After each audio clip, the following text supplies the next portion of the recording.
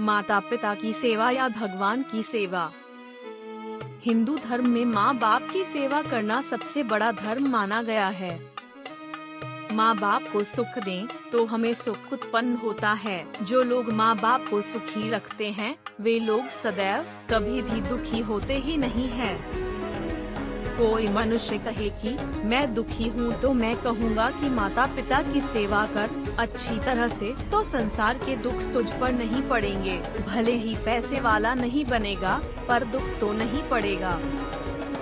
जो मनुष्य माँ बाप का दोष देखे उनमें कभी बरकत ही नहीं आती। पैसे वाला बने शायद पर उसकी आध्यात्मिक उन्नति कभी नहीं होती। माँ बाप का दोष देखने नहीं चाहिए।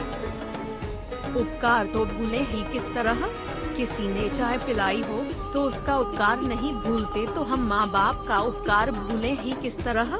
अर्थात बहुत उपकार मानना चाहिए, बहुत सेवा करनी चाहिए। माँ बाप के निवाले की फिक्र किए बिना, उनकी तकलीफों की चिंता किए बिना जो शानो शौकत की अपनी दुनिया में खो जाते हैं, वे भूल जाते हैं कि उनके भी बच्चे एक दिन बड़े होंगे और वे भी उनके साथ वैसा ही बर्ताव कर सकते हैं। इस तरह एक गलत परंपरा और रूढ़ होती जाएगी जिसके बड़े दुष्परिणाम सामने आते हैं।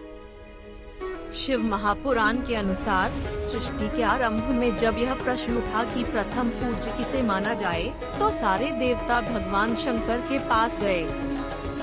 भगवान शंकर ने कहा कि जो कोई संपूर्ण पृथ्वी की 3 बार परिक्रमा सबसे पहले कर कैलाश लौटेगा उसे ही प्रथम पूज्य माना जाएगा।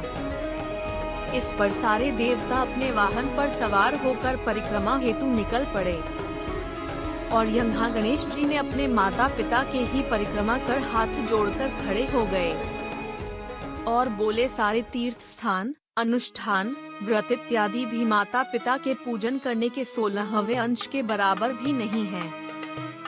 इस दुनिया में 3 का महान उपकार है, उस उपकार को छोड़ना ही नहीं है। जब तक माता पिता और गुरु जीवित हैं, तब तक उनकी सेवा ही करें और किसी अनुष्ठान की जरूरत नहीं है, यही कर्तव्य है।